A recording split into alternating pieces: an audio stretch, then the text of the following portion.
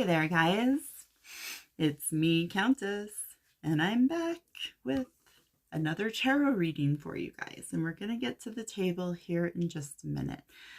But I wanted to kind of talk about the subject that I'm going to be doing the reading on. And if you haven't guessed by the title of the video, it is on the subject of the assassination attempt of George Harrison. This event happened on December 30th, 1999. It was just a couple of days before we were kind of like moving into the whole Y2K pandemonium, right? I remember, hearing that Alex Jones was like fear-mongering and falsely telling people that Russia was firing nukes at us and getting people in a tizzy. It's just that right there. I think it was Bill Cooper who exposed AJ there, and that is what changed my opinion of the whole InfoWars Alex Jones thing. I personally believe he's a shill, but that's neither here nor there. So let's get back on topic. So the gentleman who did the attack on George and his wife, Olivia, his name is Michael Abrams. And Michael, there's a lot of interesting numerology attached to this. There's a lot of interesting symbolism attached to this. I just wanted to read this excerpt I found from Newshawk, and I'll attach the link in the description below. But I just wanted to kind of give you guys the vibe of the tarot reading, and all of this information states it well. Hopefully we'll get that energy rolling in the cards here, right? So let's check it out. So on December 30th, less than 2 days before the beginning of the year 2000, former Beatles member George Harrison was attacked and stabbed in his home outside London. Harrison would very likely have been killed if his wife Olivia hadn't smashed a lamp on the attacker's head. Considering what happened to Harrison's former bandmate John Lennon on the streets of New York almost exactly 19 years before, and considering the Beatles' key pivotal role in the mass social experimentation with covert intelligence agencies like the CIA, NSA, and Britain's MI5/MI6, we'd say there is a strong likelihood that Harrison, like Lennon, was not the victim of some random act of senseless violence. In fact, Lennon was murdered shortly after he gave an interview to Playboy magazine. And just cutting it there, I did a video, back in the spring that highlighted his interview in Playboy. And very, very interesting. Because in that magazine article, he blew the lid off the fact that the Beatles were part of a massive experimentation in social control/engineering unleashed by Tavistock and intelligence agencies, as was the deliberate introduction of drugs like LSD into the counterculture. And that was during the 1960s and 70s. The counterculture movement was going strong. The Playboy interview was published not long after Lennon's death. We'd say it's a good possibility Harrison was targeted to be bumped off by some of the same forces responsible for rubbing out Lennon, using MK Ultra / Manchurian candidate type mind controlled assassin Mark David Chapman. Perhaps Harrison had likewise done something to incur the wrath of his former programmers. Or perhaps it's just company procedure to terminate operatives of whatever designation at some point in time, lest they somehow become an unnecessary security risk. Perhaps George Harrison had been designated as some sort of sacrificial victim by the demented, obsessed, criminally insane, ritualistically orientated Illuminati power brokers operating behind the scenes of so many events in the world. Perhaps there was some connection between his attempted sacrifice and the end of the 20th century / beginning of the new millennium. The Beatles movie Help kept coming to mind to the author of this article. A sacrifice to Kali, perhaps? Perhaps. Kali has come up quite often, in information that we've discussed on my channel too. So right off the bat, we wondered if perhaps the near fatal assault on Harrison was linked to elements of the covert government, and there were some indications this may have been the case. Few pop bands had as much impact on the latter half of the 20th century than the Beatles. How ironic, then, that less than 48 hours before what was generally considered to be the end of the century, Harrison was nearly killed in a rather ritualistic fashion by knife. The number 33 is a very significant number in Masonry, and it seems to pop up with more than random frequency as having been a factor, somehow or other, in many events or incidences which have ritualistic, cult-like aspects. To name but one such recent event, there was a wealth of 33s which figured in the crash of Flight 990, which that's 33 times 10. Sure enough, we find some 33s showing up in the Harrison stabbing incident. The attacker, Michael Abram, is 33 years old, or was 33 years old. And even more likely, the attack was said to have occurred at 3:30 in the morning. The date of the attack was on 12/30/99. In numerology, the numbers of this date tally up to 6, which is 3 plus 3. Some similarities have emerged between the knife attack upon Harrison and the New York City street shooting of Harrison's ex-bandmate John Lennon in December of 1980. Both in December. That's interesting too. I didn't even think about that.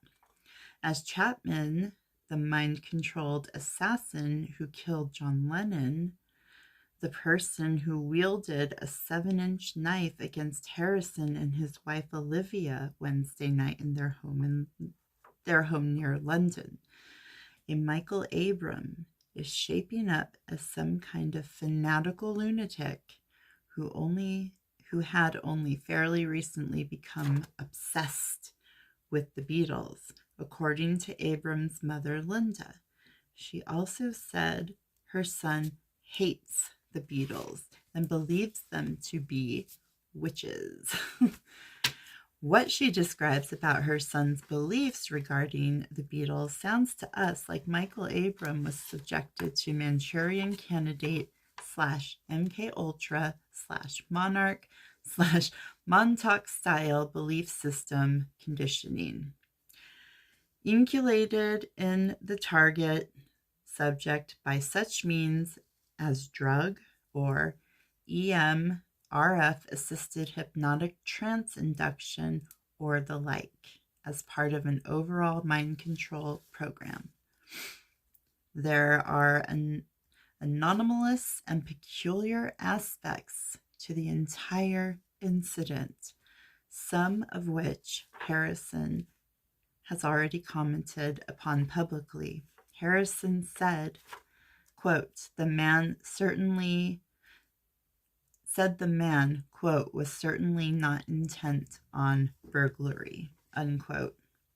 The attacker, in fact, seemed quite proficient at wielding a knife, stabbing Harrison 4 times. The most serious wound was only an inch from Harrison's heart. For another example, one of the more inexplicable aspects is how the attacker, now charged with 2 counts of attempted murder, was able to penetrate what the Harrisons' neighbors described as Fort Knox.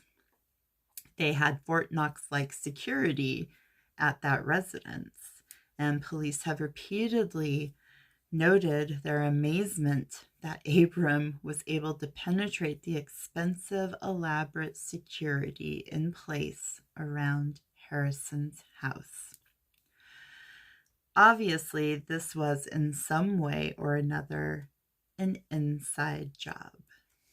Yes, and that, my friends, is what I want to ask the cards. I want to ask the cards about the assassination attempt. I want to know who was behind it. Are we going to get the same sort of archetypes in this reading? Are we going to get, I don't know. It seems that we do, and because messages need to come out, right?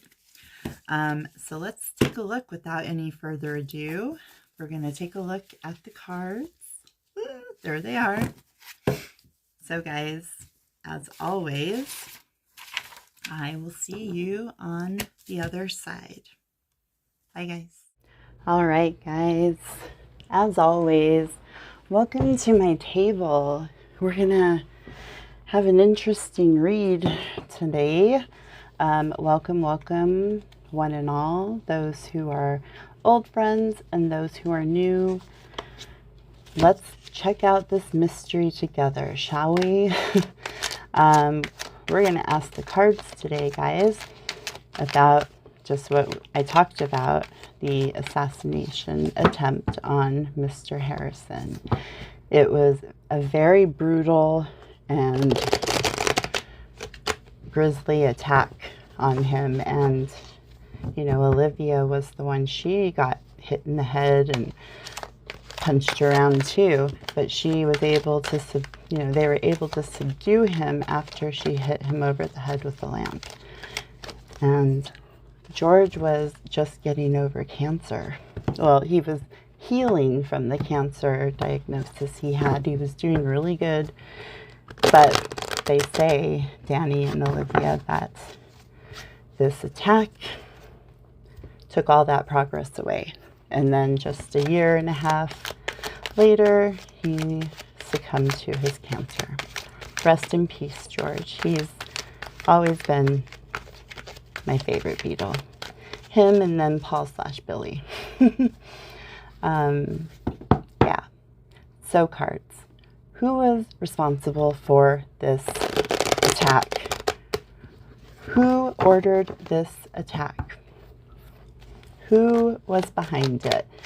Why? What was the reason? We want the who and the why behind this attack on George Harrison on 2 days before the millennium, December 30th, 1999. Wow. That was like right before I graduated high school. I'm from the class of 99. Woo-woo, right? Yeah, anyways. That just shows how old I am.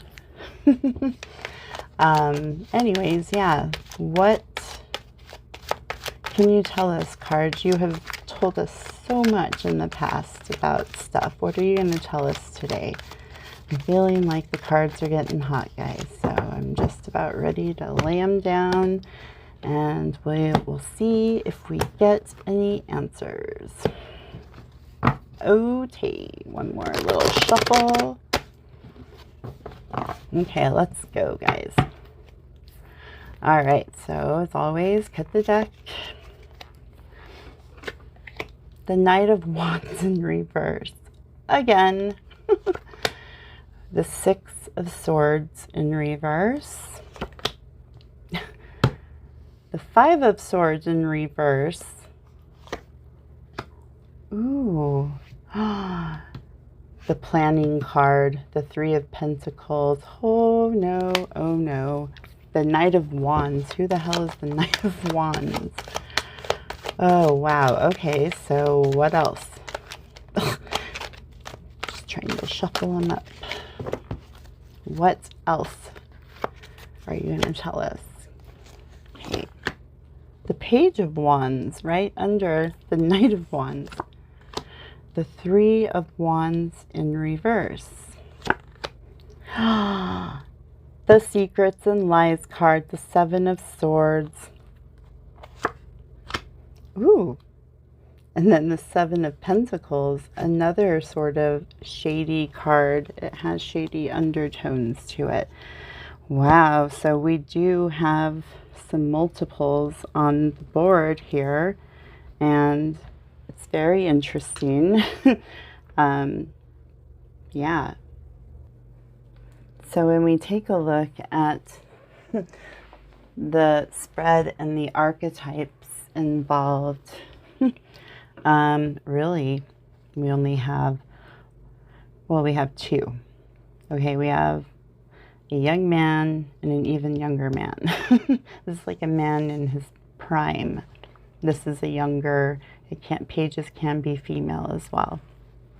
I'm not sure if that is actually the case, but we have here, guys, we have 2 3s on the board, which 3s signal partnership. So you have 2 of them. It is a partnership of 2 people. That is what I'm seeing. Then we have the 2 7s. Usually 7s, when they're together and laid out in a tarot reading, they can signal they are the higher self. They are seeing signs of God. They are aware of God. They have a higher self and they are aware of it. Who does that sound like? Yes. Okay, so numero uno is the Knight of Wands in reverse, and we've had him before. Yes, we have. He's a greedy little SOB who is very impulsive. He, you give him an inch, he takes a mile kind of person. Just not good. He's full of fire and passion, but it's being used for malevolent purposes. Okay, so then we go on to the Six of Swords in reverse. So usually when this is upright, it signals that you're sort of moving into calmer waters. In reverse, it's showing that you're resisting change, that change is being sort of forced on you in this card. Impulsive person, resisting change, but it's change that has been sort of forced upon him. It's something he doesn't want. And then the Five of Swords in reverse is interesting because, it can signal that you're ready to move away from a certain conflict that has been going on. You can also circle back to an internal conflict you're having when it's in reverse. Upright, it's with the world and other people. In reverse, it's about you. The Three of Pentacles, guys. The planning card, the partnership card. What did I say? We have 2 3s on the board. It is about partnership. You know, the stonemason is here asking for the opinions of these two people, building the cathedral together, planning and executing that plan. So we've got somebody who's very impulsive, greedy, who resists change that's being forced upon them. Then we have a sort of internal conflict. And then we have a partnership with somebody or somebodies. Okay? Not sure. You know how it goes, though. We wait and see what all the cards say. Page of Wands. Okay, so the Page of Wands pages are usually, they come with a message. And then the knights will execute it. But this knight, it's funny that they're lined up because he is incapable of executing said plan or message. Anyways, Page of Wands, like I said, can be like a young kid, like teenager, even a child. I'd say like maybe from 10 to 18 kind of range. Pages can be interchanged with gender as well. Usually means you're eager to start something. You're discovering your own potential, your own power. But again, there is somebody who is blocking that power that you have. They are crushing the power you are discovering within yourself. So, I mean, this doesn't even have to be an archetypal figure in the spread. It can just be the idea of the card. You know, it's you're eager to share your spirit, but somebody is not letting you do that. The Three of Wands in reverse shows that things are not going according to plan. You know, the Two of Wands is a card about plans and about focusing on plans or plans that you have no control over, that you obsess over. The Three of Wands, you're finally executing that plan, and it's great when it's upright, but when it's this way, this plan did not go according to whoever ordered it. Oh my God. He didn't die. Oh my goodness. Okay, so, and then, you know, the Six of Swords above it, again, it is resisting change that's being forced upon you, and things are not going to plan. You know, the goal was not accomplished. Okay, let's move on. Pardon me. We get to the Five of Swords. Oh, I'm sorry. We get to the Seven of Swords in reverse. Seven of Swords in reverse, as we have seen in the spreads that he comes up in, which he comes up in quite a bit of our spreads, to be honest. He is the trickster. He is deceitful. He's full of just greed, impulsiveness. He's tricky, all that. Again, greed. Greed is on the table here, guys. And that kind of partners in with this, this card. But with the Five of Swords above the Seven of Swords, the Five of Swords in reverse, this is an inner conflict about some sort of deceit. So somebody did order this plan. Oh, okay. And then with the plan, you are yielding results, and you are, you know, you're happy. You're happy, and you know it.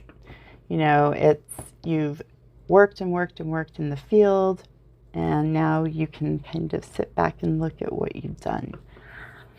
Wow. Okay, so, I mean, we're going to draw more cards as we do, but this is showing that whoever did do it, the plan, it didn't go to plan.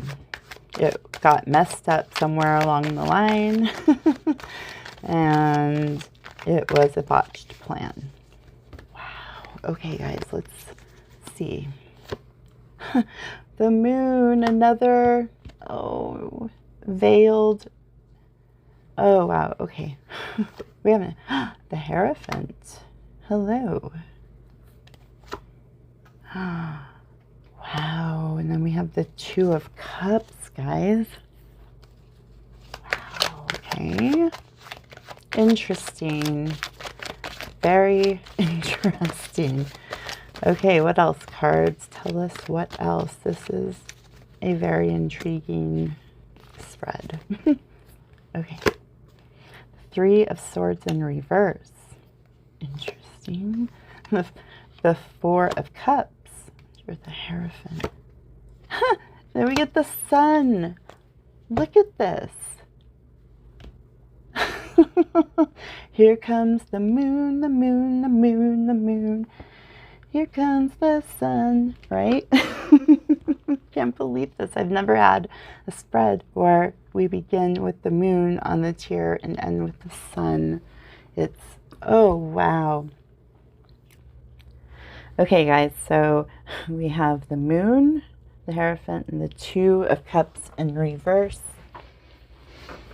All right, guys, so we'll start with the moon. The moon can represent deception, which we had here in the Seven of Swords.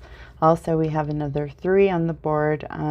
Again, another person has joined the partnership, which is very interesting because we get to the Hierophant. Not only is the Hierophant like the Pope who keeps sacred doctrine and rules in order, he can also represent a sort of institution or a place of membership, like just like a group membership type of place, something that has a hierarchy involved in it, because he is the pinnacle of the hierarchy. There is nobody above him except God.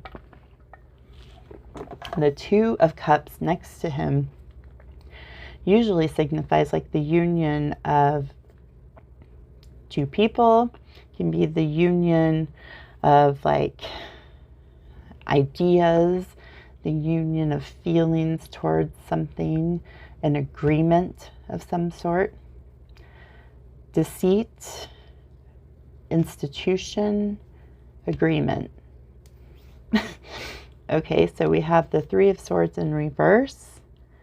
This usually signals that things aren't that bad, even though it's showing fears and confusion.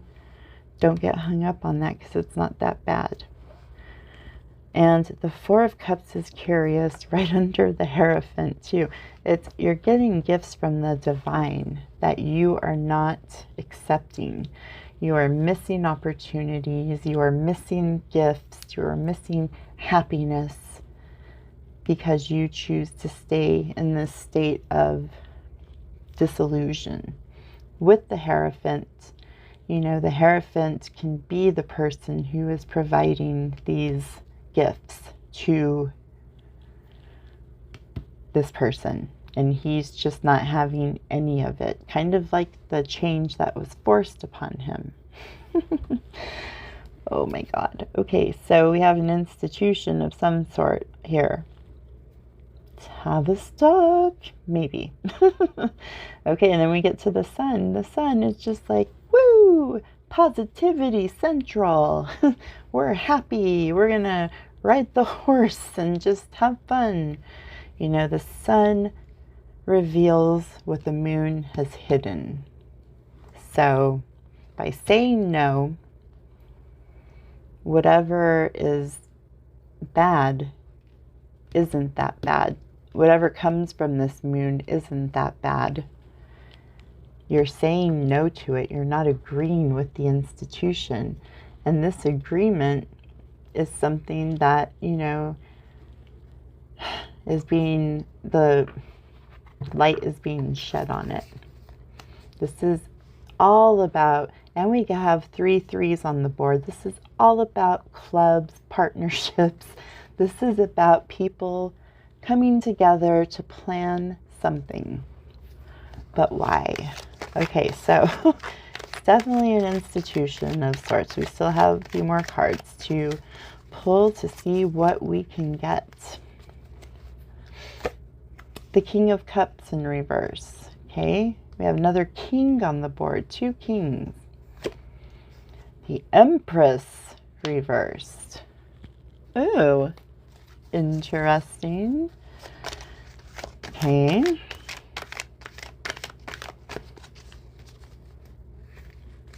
All right.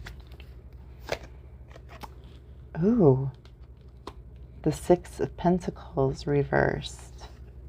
The High Priestess. Shut up. I cannot believe this. Under the Empress, they're both upside down. Wow. Wow. Wow. Oh my God, guys. We got the High Priestess and the Hierophant. This is totally... Oh, why does this? Oh my God. I'm happy, but I'm also like feeling this heavy, heavy energy. We know who did it. We know who did it. It came ordered from an institution of sorts. But the secrets are being revealed. The King of Cups is just showing somebody who is like crazy, basically. It can represent a man who is just, or a feeling of confusion, of just reacting in emotion to everything. You're just not in control of your emotions. And the Empress can also represent, you know, not just like a mother figure, but it can represent happiness, and it can represent, it's showing that there is some sort of like delay. We had a delay here too, back in the first tier. So plans just didn't go to plan. And it's all about somebody resisting change. Somebody who's resisting what's being told he needs to do. Yes. And so then we get to the 6 of Pentacles.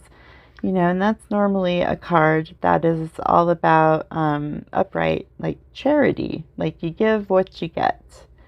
And when it's upright, or in reverse, it's showing that there is a major imbalance in the give and take.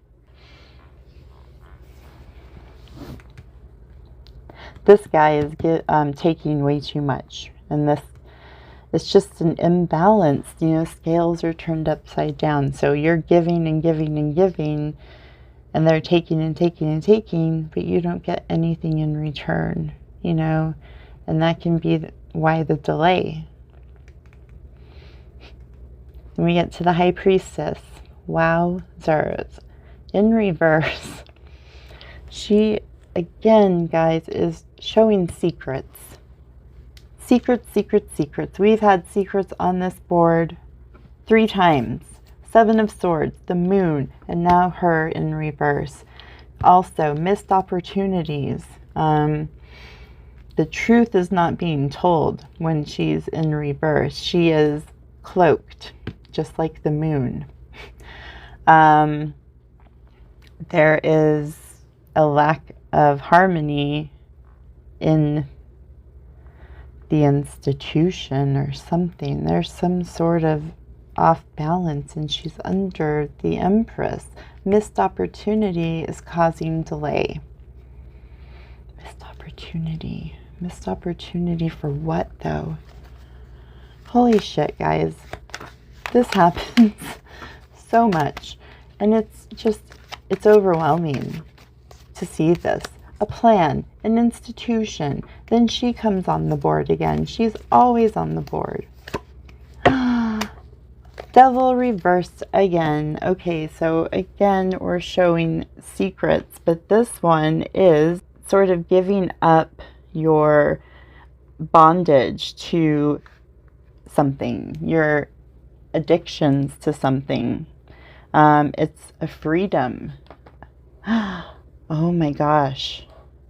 When he's in reverse, you know, it's like the total opposite of what he is upright. No, like usually it's like addictions or connections to something, connections to the institution. They are all severed, and freedom is the last card.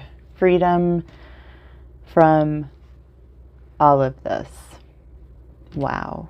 So, yes, I mean, again, we were verified in this reading, guys, that Mr. Harrison opposed the institution.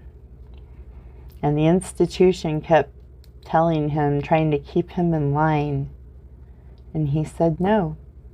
And that screwed up a lot of their plans and created more and more secrets.